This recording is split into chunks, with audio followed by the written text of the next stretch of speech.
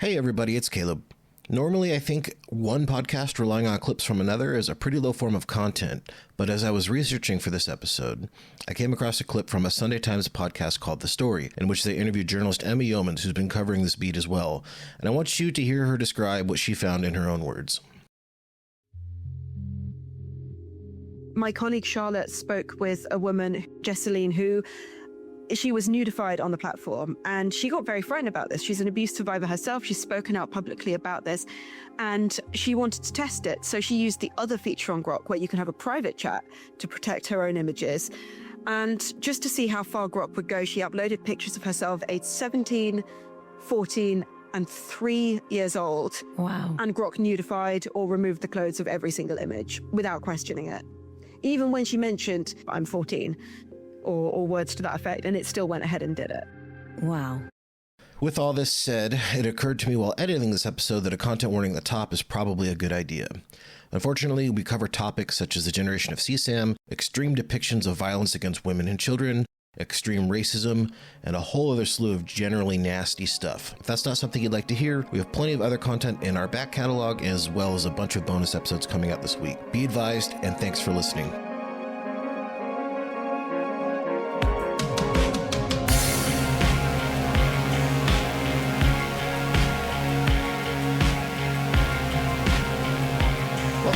To Kill the Computer.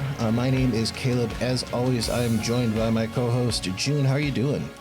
Not bad today. I've been in the mines. I've been finding the most esoteric Kirkification memes out there. There's a lot that people are doing right now with AI generation. They're doing like Agartha, Aryan, Charlie Kirk edits. They're doing all sorts of stuff. They're doing all sorts of stuff these days. Sounds like you're getting started for research on a future episode. Might be. Yeah. Nice. Yeah, I took today off work, and I have decided that I think America would be like 90% less Hitlerian if like every city just had like a light rail, because I took the day off work.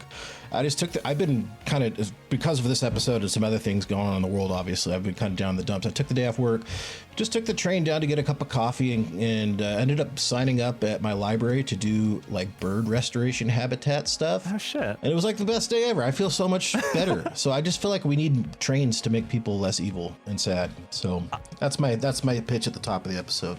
Honestly, yeah, no, there are people like in Chicago. I don't know if you've ever heard of this group of people. I don't know if they self-identify. I think some do, as foamers. Do you know what foamers are? Mm-mm. People that will like intentionally, like if a new train line stop opens up, they're the first people there. The people they're like train heads. They literally, that's what it is like the biggest train heads, and they'll be like the first like a foamer will be the very first person in the public to ride a brand new train line, or like be at the like ceremony, or they'll be like, we're gonna ride around the whole train, like the entire loop of this train, because it's just what we do. We just love to do it. And I find foamers very fascinating. They're very happy people, and I think there's something to riding trains that makes people, there's probably a correlation there. Yeah. Well, consider me the Tacoma foamer now. When we start expanding our light rail even further, I'm going to be that guy. But enough about that. We've got actually a guest that I've been excited about. We've referenced her work on here more than once, and somebody I've been following for quite a while. Senior staff writer at Futurism, Maggie Harrison Dupré. How are you doing? I'm good. How are you? Thanks for having me. Oh, man. I'm just doing great. I actually, Maggie, I think you came on my radar all the way back in 2023, was it? You were pretty early, if not the one who broke the Sports Illustrated AI story, were you not? I did, yes. Yeah. Yes. So what was this one about? I don't know if I saw this.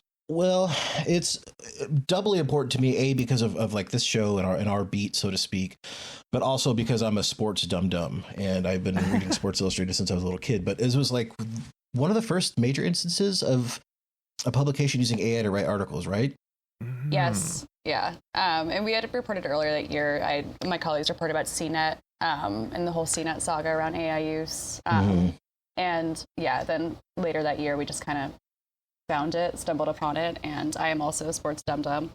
who, if you asked me Nice. when I was like 14, like what I wanted my future to be, I'd say like I want to be an Olympian. I want to be on the cover of Sports Illustrated. And to me, I was like, well, I am not on the cover of Sports Illustrated, but some fake AI writers are certainly in the pages of Sports Illustrated. And yeah, it horrible. was just really it was very disorienting. I think it was just a moment in, covering generative AI and chatbots early on and just really trying to track actually throughout 2023, like the immediate changes that were happening on the web, how media was interacting with chatbots and generative AI. And it just seemed like such a strident and just really blatant betrayal of user trust. Sure.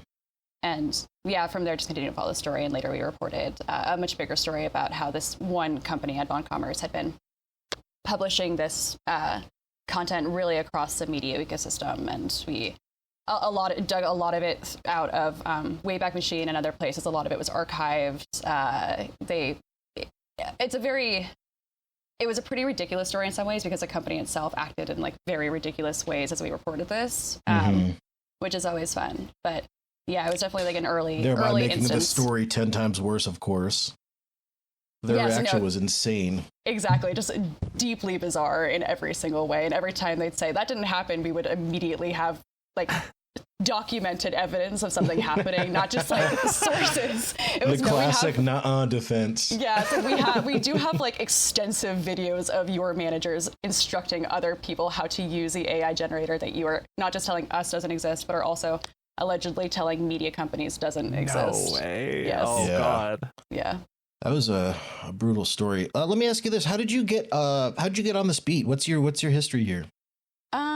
It was kind of by happenstance. To be completely honest, so going back a little bit, I in college, I was a journalism major for a hot second, and I decided it was very stupid what I did. I decided I didn't like the professor because it was like 2015. He made me make a LinkedIn. I was like, I hate this guy. I hate this No, website. that's so valid, dude. I have never made a LinkedIn in my entire life, and I really, really fucking hope I can keep it that way. That's my life goal at this point. It's honestly, in retrospect, it's funny to me because LinkedIn, as like somebody who reports in the world of business, it's like one of the most useful tools as like a reporter by far, because I can just like see these like various like dudes' extensive work histories and like their, it's like good. It's a for, good like, research reporting. tool. Yeah, it's a great research tool for like finding sources and finding who's worked places. I don't like use it as a person. Like I think I have like 3 like LinkedIn posts in my history, but now it's like a great reporting tool for me. But back then I was like, I hate this stupid website and I hate this guy. And I like saw Spotlight. It was Massachusetts, and Spotlight had come out, and I got some extra credit for seeing Spotlight in theaters, and then I switched majors. But I ended up like eventually when I left my journalism 101 seminar, I ended up studying like essentially like media messaging and just not so much like the media industry or studying journalism, but I fell much more into like the academic study of like how media works in the world. It works on us as a society. And I was just deeply fascinated with that as an academic pursuit. And then I always kind of like wanted to break into journalism, and then ultimately kind of did some gig work around, just wrote whatever anybody would let me write. And Futurism was actually my first job. It's my first job, not my first job ever, but it's my first job in the media industry. And I've been here for several years now. But I joined Futurism like with that as my background and as my interest in like the ways that like medias and like mediating technologies affect us. Also, like I grew up as like a teenager on Tumblr in rural Pennsylvania. So I've always been into the ways that like, I don't know, the weirdness of digital life and the ways that it connects us and the ways that it separates us. And like with all of that as like my background and interest system, I guess you could say, I ended up sort of, it was a gift to be, welcome to Futurism when I was. And then pretty soon after I joined in mid 2022. So a few months after that, ChatGPT was released, and the whole AI race, at least a public-facing AI race, was kicked off. And it just like immediately, as far as like generative AI and the ways it was like impacting the web, impacting us, impacting the media, it just immediately was like everything I wanted to be writing about all the time. And I've just continued to do that. So it's a very long-winded answer, but that's great. It's sadly a very fascinating subject. Like when I first heard about ChatGPT, and like when we first maybe talked about it like on the early iteration of this show, we were like, this is sort of a weird piece of technology. Hope it's not bad. And it turns out it's like bad, but in like in a type of way where I can't look away. Like I have to just keep watching and see every new bad thing that happens because of this technology that is being forced upon every aspect of our life. That's a thing. It's just always very like, I don't know. Dystopia just seems like a word that means nothing anymore. You know, like everything is just like every day is dystopia all the time. But I think like the dystopia, like the mundane dystopia of it all, I think just like keeps me coming back. Yeah. And to your point too, just like the way that it's like just been infused into every bit of our world, or, you know, not every bit of our world, but it's pretty inescapable. And, you know, I hate to think that like, you know, I personally don't love to subscribe to the idea of like tech as an inevitability, but like if the market forces that be are like insisting that it's absolutely an inevitability, it's hard, you know, to avoid it in your day-to-day life. That's the thing, is that it does like force that gravity upon it, where it's like, I feel like most tech in retrospect, with the way that it's like the forced adoption of AI everywhere into every aspect of our life, except for off of computers and phones. I realize that's how most tech actually is adopted. This is just the first time a new like era of technology feels like demonic and evil and like really bad and forced in a way that is like sort of repelling to a lot of people, which I find interesting because there's so many different examples of technology going the same course, being implemented sort of the same ways, but it's not had this same sort of downward spiral effect on society, I don't think, before. Yeah, there's like a swiftness to it and a speed to it that I think is like really I think that's one of the reasons why it's so like people either like people tend to fall on like an optimist or pessimist side, like, or, you know, they use it all the time or they don't use it at all, or they like love it or they are like morally opposed to it. I think it's like a very divisive technology in that way. But I think there's also, especially with generative AI, there's something about it in a lot of different ways, whether it's like just stuff on the internet, like the slow, just ever growing, not slow, actually it's the opposite point I'm making, just like the fast ever growing pile of just like stuff that's accumulating on the web. It's AI generated, just like hit button send, hit button send, hit button send. Like there's so much slop that's on the web now. It's really easy to create. And like garbage content on the internet is not a new problem, but like there's like an expediting of old digital problems, the way that like it's like expediting and making scams that much better. Like people have been trying to scam other people online for a long time and have been like really successful at it in the past. It's the easiest era to do that now. Yeah, exactly. It's just like making all this like old stuff on the web that's not so great that much easier and faster and better and ever present. And so I think that there's just, unlike with previous technologies, there's just this like really intense speed. And I don't know, in some ways it can be really good at like seeing a fracture in something or finding a fracture in something and then just like stepping on it until it breaks. And I think we're seeing that in a lot of areas. Yeah. I think one of the reasons I wanted to have you on for this episode, Maggie, is you were early. One of the first people I saw talking about Groks specifically, what's going on now. And it's funny. It just feels like I just DM'd you the other day, but a whole world of difference has happened since the time that you wrote your article and now. But before we get into all that, I was wondering how did this come on your radar and what was like the genesis of your article? Because again, you were pretty early on talking about Grok specifically. I mean, I think I actually like accidentally logged on to x.com. I think I was typing something else into my search bar and I accidentally went to the website formerly known as Twitter, and one of these like undressed images was one of the first things that I saw. And I thought, that's crazy because I'm one, not really on this website, and two, definitely not looking at this on this website. It was just in my algorithm for, I guess, whatever reason, other inexplicable things are on my X algorithm whenever I happen to be on there. That's exactly what happened to us. It's very funny.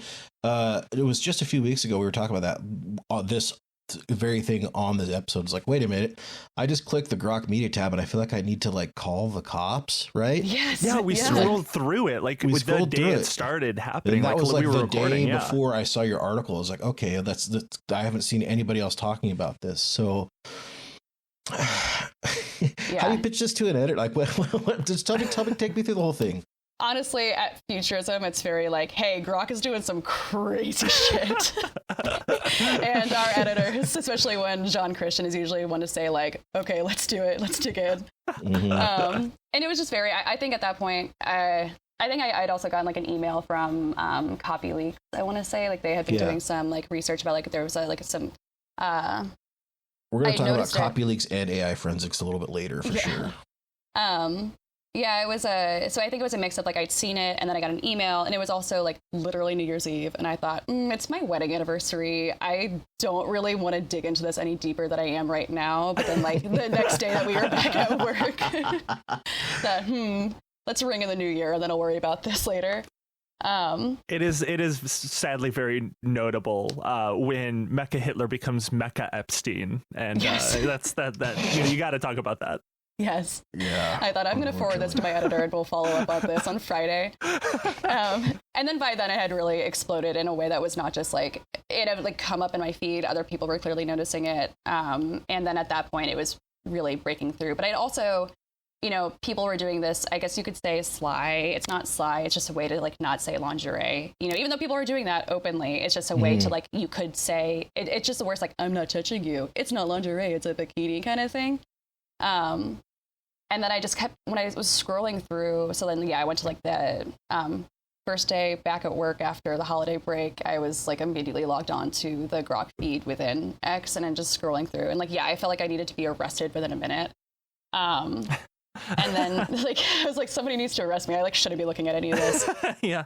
To be clear, by the way, we're joking about that because we're Yanks, but in the UK, like, by virtue of the fact that you have viewed that is technically a crime. Like in some jurisdictions, that's like, in the States, it's a little different. You have to like it has to be proven that you're searching for that stuff. But in a lot of places, that's not the case. So that's really dangerous. And it makes you think when governments are still using X to put out information for their citizens. And on that same website, you could accidentally see something that could get you in jail. It makes you think about some stuff. Yeah, and just like the level of bad, like it's not something like, to me, there is just no ambiguity here. Like on every level, this is just like objectively bad and disorienting and disturbing and like really harmful.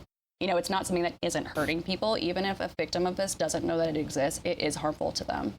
And as I was scrolling through, I also noticed it wasn't just this, which is bad. Like I shouldn't say just, because like the reality is that like you see all these different people who just like anybody under the sun, like at Grok put her in a bikini, at Grok cover in donut glaze, like just like very explicitly sexual, pornographic. Then of course to the images of literal children, teenagers. This is also like disproportionately happening to women and girls. And you keep scrolling through, and then I noticed a lot of people were asking for really violent stuff. And as I searched those terms, just like the amount of violence that was coming up, and it was quite, a lot of it was directed specifically at sex workers and models, which I found to be really, really alarming, because we know that sex workers face a disproportionate level of violence. They are very likely to be the victim of homicide and of abuse. And it was just really, and just like how out in the open it was. And of course, like these are like freaks, like the people who are creating this stuff, like they are freaks and they are losers, and like we should shun them and shame them because it's horrible. But it's like, one of those things though where it's like there's a lot of these losers and freaks. There's like a lot of these people. Can I put this into scale just for those of you at home who maybe have not done any research on this, haven't heard about it, maybe you're not on Twitter, God bless you, but there was I saw this was in Bloomberg, I believe, that they estimated it was thousands per hour of undressed women. And we talked about copy leaks earlier and AI forensics that have both been kind of, copy leaks is like an AI detection software, and AI forensics is a nonprofit European company. Both have released kind of some studies about this. So for context, of those thousands of images per hour, AI forensics estimates that 2% of them depict teenagers or younger. 2%. So at minimum, we're talking what, 1,000 CSAM pictures a day or something like that at 2%. If there's 2,000 made, fuzzy math at the most conservative possible way to scale that. And if you think about, I don't know, if it was anybody but Elon Musk or a billionaire doing this, if there was like some mom and pop CSAM company, they would be gone in hours. The FBI they'd be gone. They'd be disappeared, right? No, that's should be. Yes, yeah, correct. Absolutely. And that's the thing is there is like for Grok in particular, but any potential, whether it be Grok or a mom and pop business, to do this to people, there is genuinely not a single benefit to that as a piece of technology, as a process that this can do that I can even think of. There is no benefit. But of course, yeah, you're right, because it's Elon Musk. He gets any critique and he has to dig in his heels and then go further. He has to straight up defend it. I mean, I'm sure you both saw he defended this. Yes.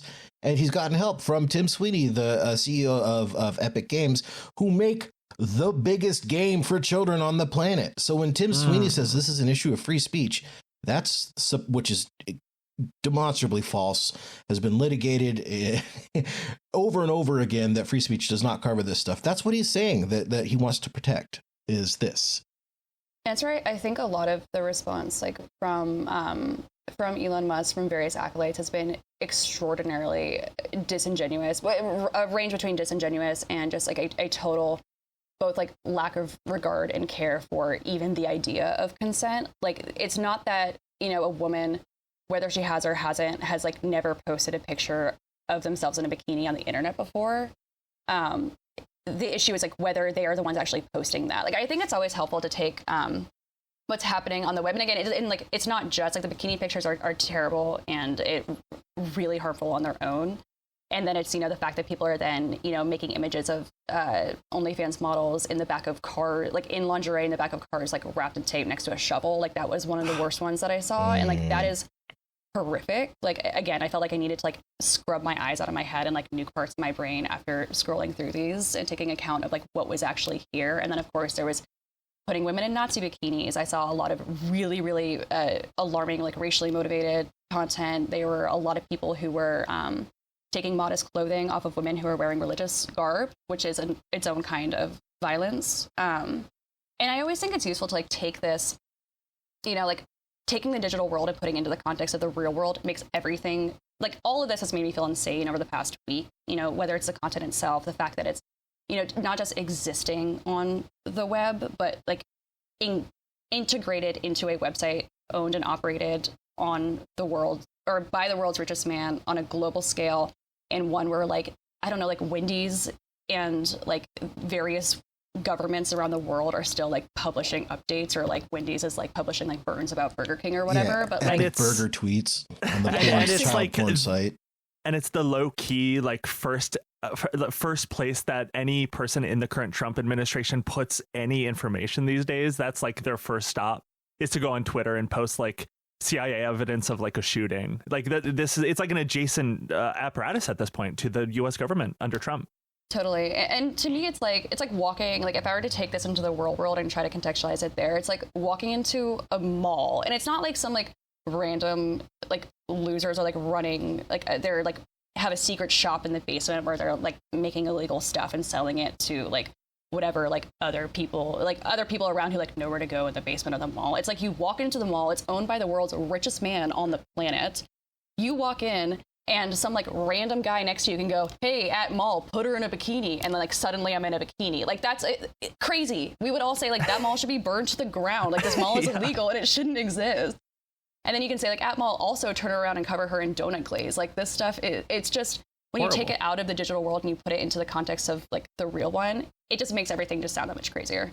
Because I mean, at the base level, what this is really about is like violation of consent. Because you mentioned putting on or taking or like putting more clothes on. I'm sure you've seen where like OnlyFans people or people like sex workers, they would be put.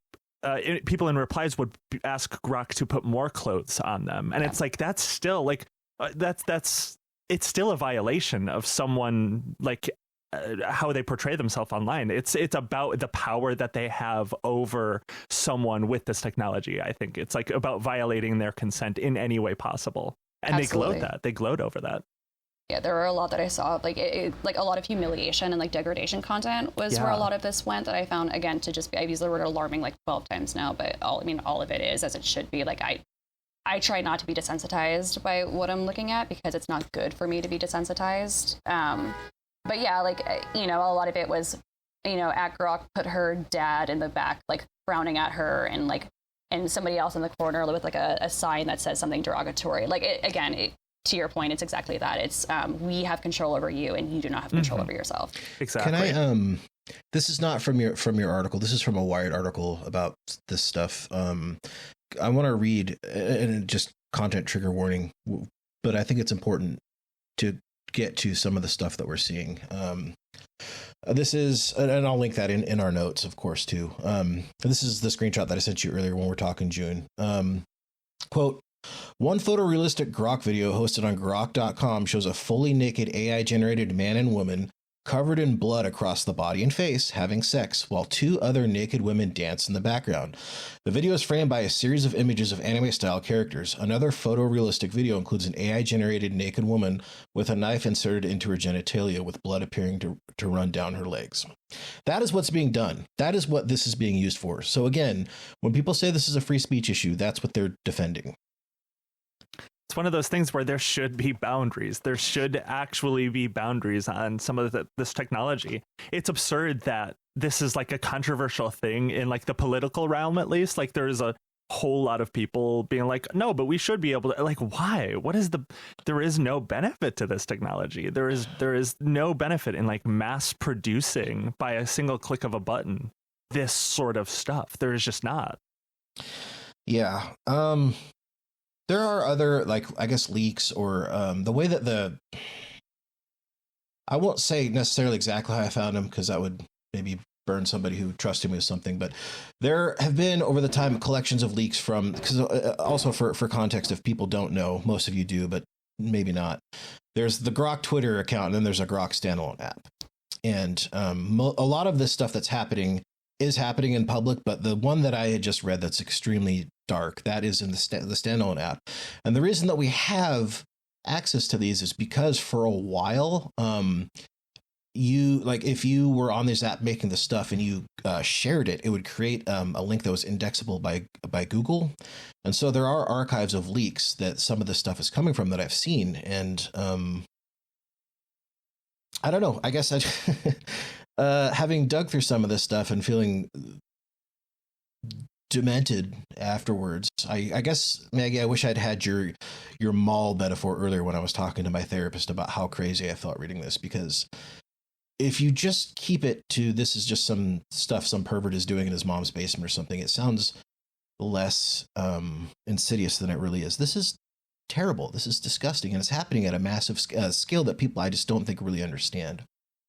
Well, and I think also at the same time, there's this split screen where I think in many ways, like the leaders that be at X, chief among them, obviously Elon Musk, have been like acting like this designated, like, one, again, like just downplaying it, like, oh, you guys hate bikini pics, you want to censor bikini pics. Like, this is not about like bikini pictures as a concept.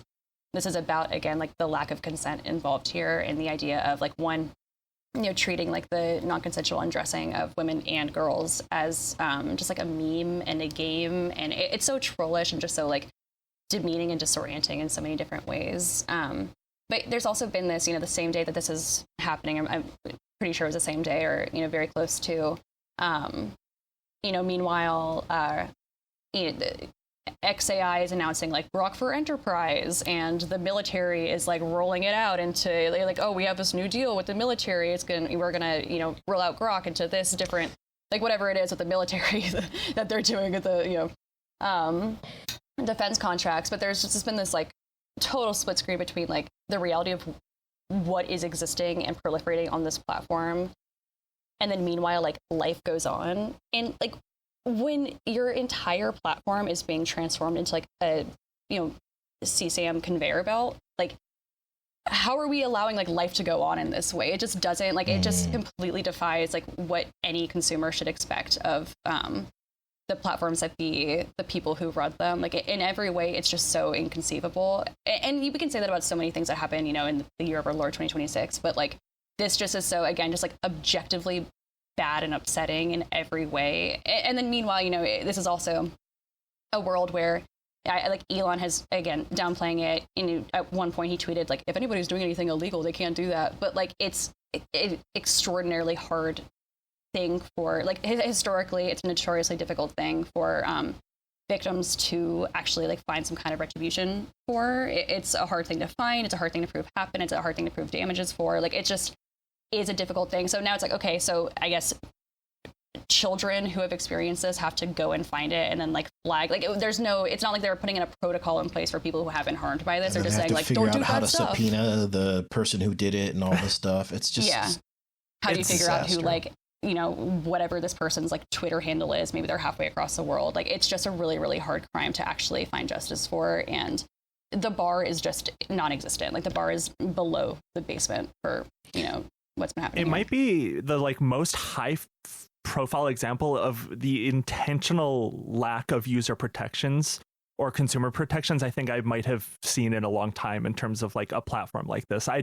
don't think I've seen something this intentionally bad for the user base or just like dangerous.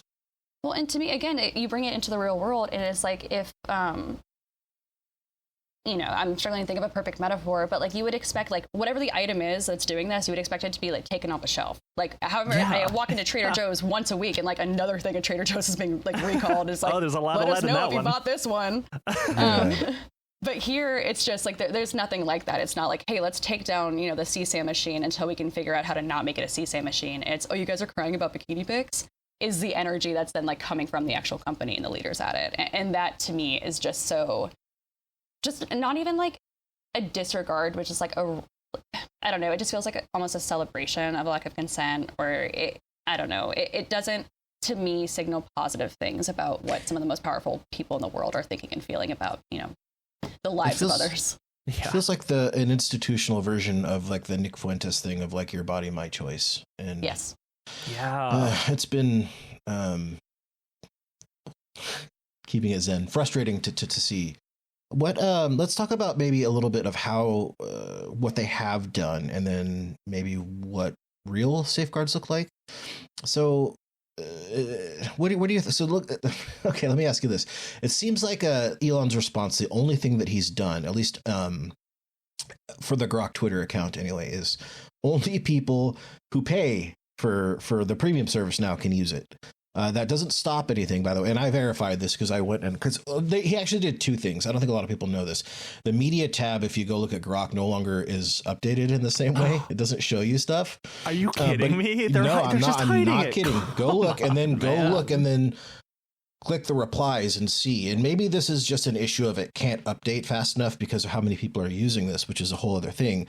But it doesn't match. But if you do go look through the replies, you'll see a lot of, obviously you have to scroll a little bit because there's people all around the world using it. You might not understand what they're even saying. Not all of them are using it for image stuff. But it says somebody tries to do the, you know, put her in a cellophane bikini or something. If you don't have X Premium, you won't do it. But if you do, it's still making these images. As of last night, I looked. So that's what his response has been. What are your thoughts on that? I mean, I caught wind of this maybe 5 minutes before I jumped on here. There is something about X Safety posted something like literally a couple minutes ago about how now they're like there's some kind of like geo blocking where this stuff is illegal, which again to me speaks to like a disregard for the actual. It's not. They're not saying as a company like this is bad. They're saying, I guess if it's illegal, wherever you are, you know, maybe we won't show it to you, whether or not this stands up or whether where exactly this will be taking place, and you know, whether it will actually work is a bit unclear to me right now. Again, it's still not like a stance from the company about like what they allow or disallow. It's, you know, I guess if you enforce a law that like you can't put random girls in bikinis if you want to, then I guess, you know, we'll geolocate away from that. But I mean, I think first of all, you know, the making this just something that premium subscribers can do is crazy. Like, that is, again, a crazy company response. It's like, oh, sorry, you can't, you know, non-consensually undress people unless you pay us however much money a month. That seems like a good way to limit this. They put it behind a paywall, which is crazy. That's a crazy response for a company. I spoke to two different lawyers on this, by the way, and they say that was about the stupidest thing that they could have done is like keeping that exclusive to paid users instead of removing it. Well, and I should say too, I mean, so something that we did, because I felt so crazy about this, again, just like the lack of like not taking the CSAM, non-consensual deepfake machine off the shelf, just like leaving it there and then letting people pay for it. It's made me feel so crazy that we've had, and it's still running, we've had a live blog for several days now. That's like, the whole thing is like, we will close this live blog and we'll stop being live news when like they actually do something about this to limit this. Because to me, I'm like, it was making me feel so insane that there was just like not an immediate action in any way. Again, it's just like Elon digging his feet in until like, however far he is in the hole, that's just where he lives now. But like, the premium subscription thing was insane. We've had this live blog because it's just made me feel so crazy that they haven't really done anything. And then as I'm updating this live blog the other day, and I see some guy on like my Blue Sky. And I don't use, Twitter anymore. It's just not a place where I personally want to spend my time. And sure enough, there's like a guy on Blue Sky who had like gone to the trouble to go off onto whether it was like the actual like Grok web service or whether it was like on his Grok account. I didn't actually see it in his replies on his, or on his Twitter account, but like a guy had like made one of these pictures of me, posted it in my like Blue Sky replies. Like he like went to the effort to like bring it across platforms to like bring it back. He was like, said like my Blue Sky replies, I was like, at Grok, put her in a bikini. And I was like, Grok is not here. You're speaking to the air.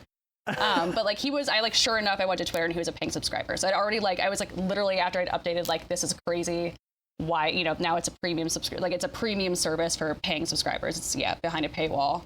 And then one of these like pay to play blue checkmark guys is like, ha ha ha, gotcha, over on Blue Sky, here's you in a bikini. And like, okay, so I see now like a paying Blue Sky user is like doing this to me and bringing it across platforms. So absurd.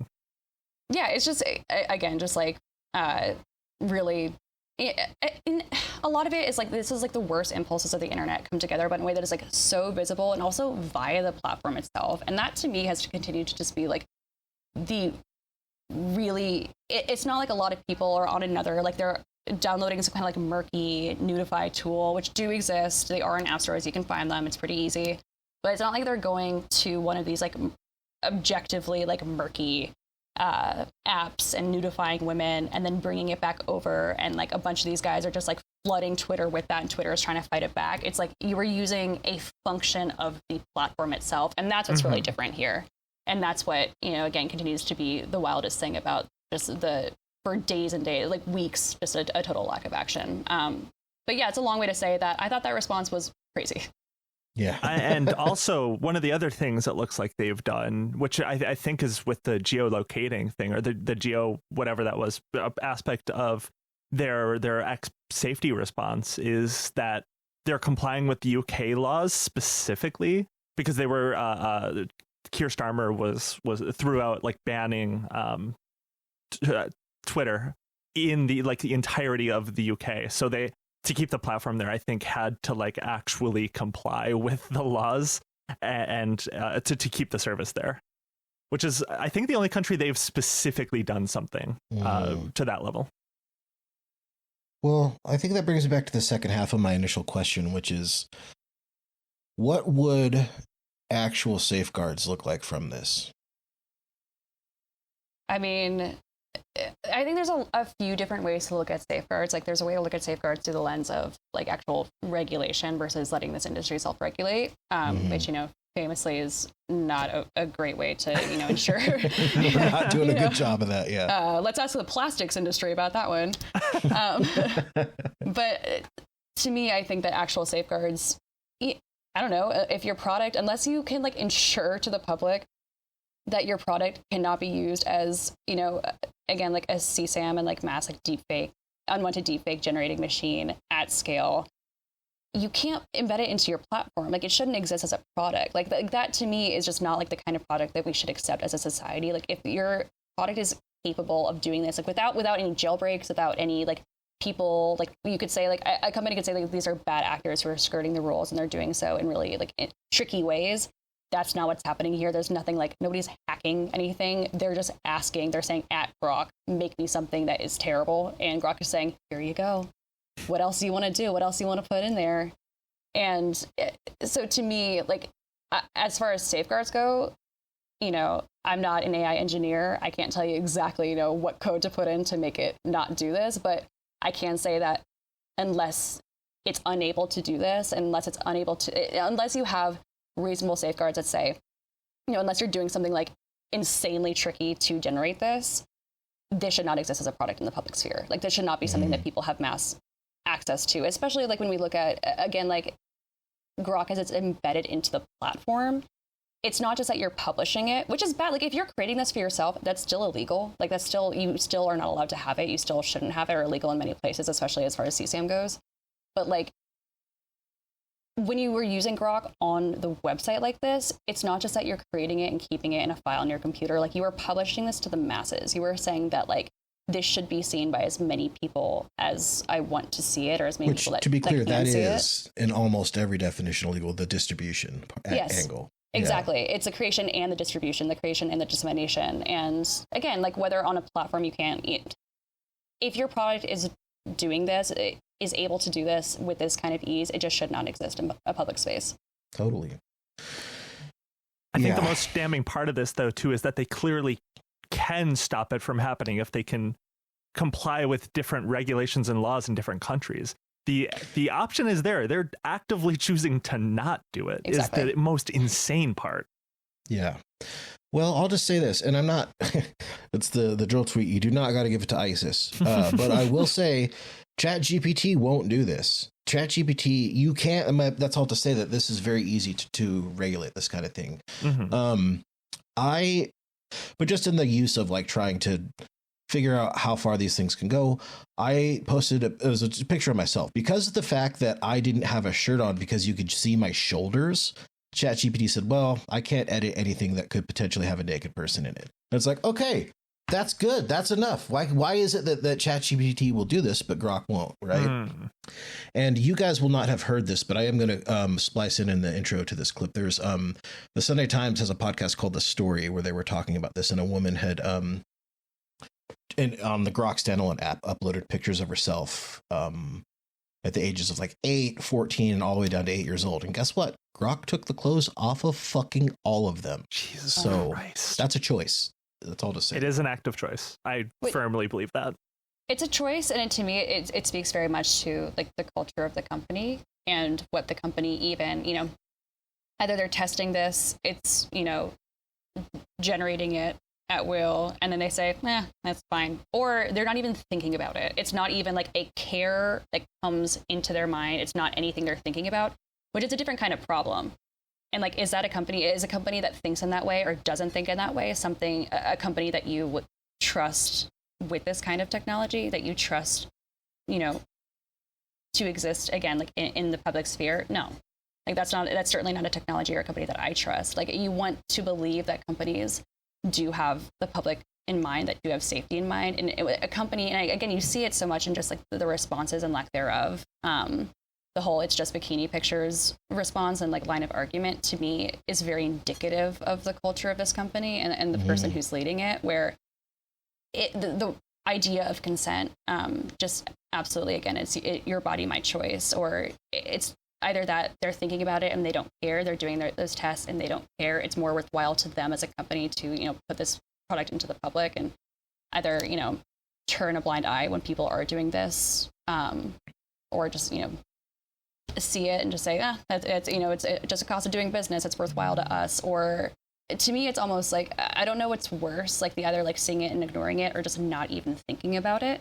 Because again, like these are problems that have existed on the web for a really long time. And you'd expect companies to, it's just totally foreseeable. It's not even foreseeable, it's foreseen. It's not a new issue. And yeah, I don't know which one of those scenarios is worse, but it's one of them. I definitely think there will be no like a moment, like they know there will never be like any argument that will be like, oh, I get it now. Let's as a company stop this. Like that won't happen, because it is I think it's more out of spite than anything else. They know. Yeah. And I think also for whatever this is worth, OpenAI is looking at going public soon. Twitter will X whatever. That's not going to happen. So, whatever Sam Altman believes or doesn't believe, I think is immaterial to this because you can't have a publicly traded company that's doing this, or it's already so AI economics are already so tricky, we'll say, is a nice way of putting that you couldn't have a scandal like this and survive it if your a company was publicly traded, I don't think. I really hate that Sam Altman isn't the worst person in this realm of technology. That really, he might be, and he might just be smarter than Elon, right? Like he could be. Maybe he is just as bad or whatever, but he's like isn't just a goon. Yeah, could be. At least he has the wherewithal to withhold his evil if he is that evil. Yeah, definitely. Okay, well, let me ask you this then. What do you think the future looks like for all this? Is there any hope anywhere? Any bright spots, or what? I mean, what? How do we steer? How do we round home on this and not end on a terrible note? What do you think? I mean, I am heartened by some of the responses that I'm seeing, especially globally. Like, not so much. There are some lawmakers in the U.S. who are saying things about this. Tweeting about it, or probably posting it on X. But like, there are some people who have spoken out in the U.S. Obviously, like in America right now, we're dealing with an administration that is very clear, executive order clear, that they do not want to have any kind of AI regulation in this country right now, or any real AI regulation in this country. It's certainly not on the federal level, and trying to limit on the state level as well. So in the U.S., I'm not super optimistic. In the next, I think there are going to be a lot of legal battles over the ability to regulate. But of course, we're dealing with a very specific situation right now as it, regards the federal landscape for AI regulation. But to me, I am heartened by some of the responses worldwide. I think that, there's so many people. I have not come across a person in my own life who has looked at this and thought, it seems fine. Most of the people, I think everybody that I've talked to about this in my personal life have said, yeah, that feels pretty bad. That feels really, really bad. That is good to remember. It's genuine freak shit to like think it's okay.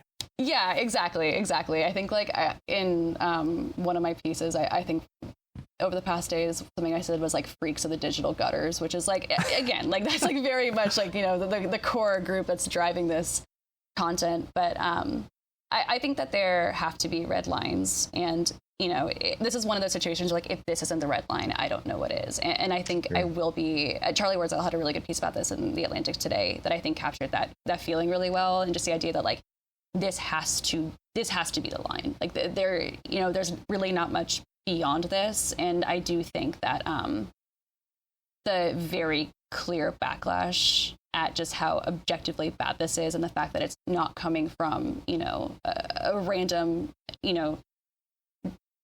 a tiny little, terrible little app in the App Store that nobody's ever heard of and that people are using for bad things. Like, this is Twitter. Like, this is like one of the platforms of our, historically, like one of the platforms of our digital lives in the, over the past century. And I don't know.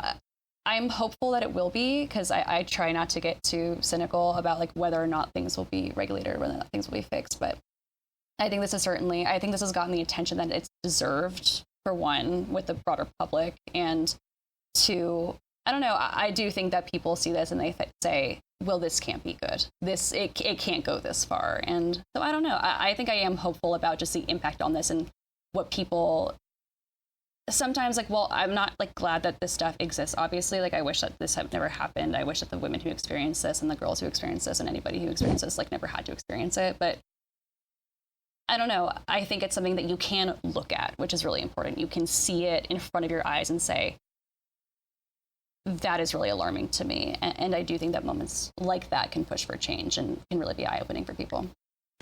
I think one of the problems that a potential problem was that Elon Musk is just like always so evil and blasting out in different ways and like having the worst positions and takes about everything possible. So it is, my worry was that people would just become completely desensitized to whenever he would do another different awful thing. So I agree. It is sort of reassuring that there like this one was like okay, we have to like talk about Elon Musk again, like even if we don't want to for like the trillionth time. But I'm glad that people aren't just ignoring it, because I feel like there could be that like want to,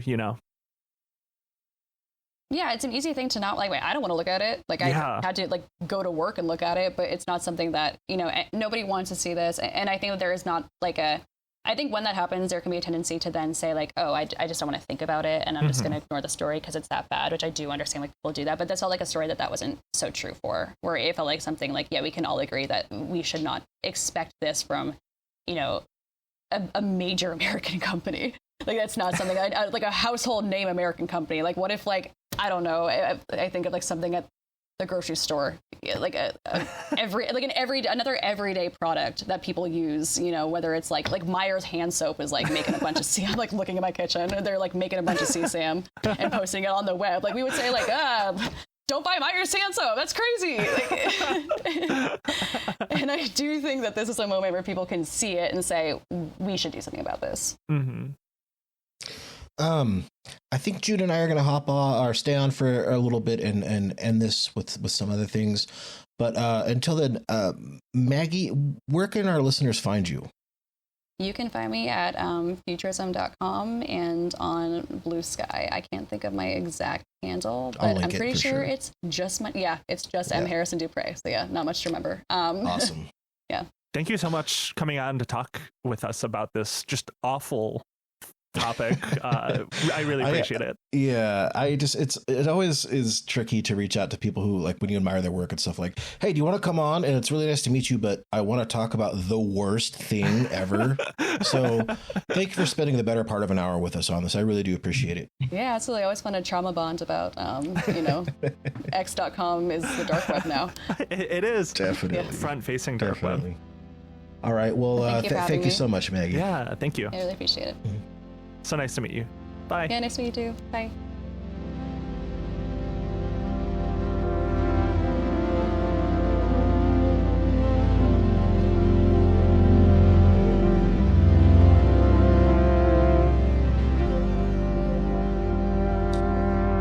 Okay. All right, guys. That was Maggie Harrison Dupré. You can expect to hear more of her work, at least on the show. Let's see. We got a couple things to announce, and I think let's start with this. Something new that we're trying in the new year is a sort of mailbag thing, where we see a lot of times in the Discord or wherever else, somebody will mention, like, not that if we got something wrong, sure, we definitely hear about that too, but like a little piece of context, or maybe just somebody waxing poetic a little bit about an episode. So what we're going to do is, I think once a month, we're going to do a mailbag episode. So this or any other recent episode for the month, hit us at mail@killthecomputer.com with thoughts, criticisms, corrections, questions, whatever you got for us. And again, we're going to spend just a short, probably half an hour a month or something like that, just talking about stuff. Maybe we'll see how often we do it and how long it is based on the response. But we're going to try and get in the habit of pushing that. So mail@killthecomputer.com. Just hit us with what you got, and that'll be some extra little bonus content behind the Patreon. Yeah, so that'll be on the Patreon. And, you know, we've done like mailbag episodes like long ago in the past, but I feel like when we did those, a lot of the time it was like we might have had a guest fall through, or it was just like we weren't ready the specific day we were recording. So we're going to be a lot more intentional, I think, about these mailbag episodes going forward. So I please, any thoughts, anything you might relate to in something we talk about, we would love to, you know, hear your thoughts, talk about it, and expand, you know, just talk about whatever a little bit more, I think, nonchalantly. June and I were talking recently about our goals, I think, among other things for the new year. And I would like the show just to be a bit more collaborative with our audience, and just more engaging in general too. So I mean, when I say hit us up, I really do mean it. And and I'm probably going to snipe stuff that people say in the Discord and stuff too, as well, just because I don't want people to not use that. In fact, discord.gg/killthecomputer, if you'd like to hang out with us there. And then, Jin, you were just saying a second ago, it's been a while since we've pulled out our hat and rattled it around a little bit for change. Wherever you're listening to this right now, if you want to give us a 5-star review, that would be pretty awesome. Yeah, rate us wherever you listen. I think we've gotten a handful of new listeners recently. So the analytics I think have been up. Yeah. So I think that's reason enough to, be a little vulnerable, ask for a little 5-star on, Apple Podcasts or wherever you might listen. Yep. And to all the new people on Patreon or Discord or wherever, or even if you hadn't said hello, welcome. And we've appreciated the fact that since the inception of the show, we've grown pretty nicely. So it's good to have all the new people here too. Yeah, thank you so much. We really appreciate it. Okay. Anything else to plug, June? I don't think so at the moment. Nothing new. Nothing new on my end, other than I was on an episode of Core Raiders with Jeremy recently. Oh shit! I didn't see that. What did you talk about? They pulled the right guy in for this. We talked about like red pill stuff. We found a couple of like red pill and incel Core Raider communities. It was really funny. That's awesome. Such a funny show.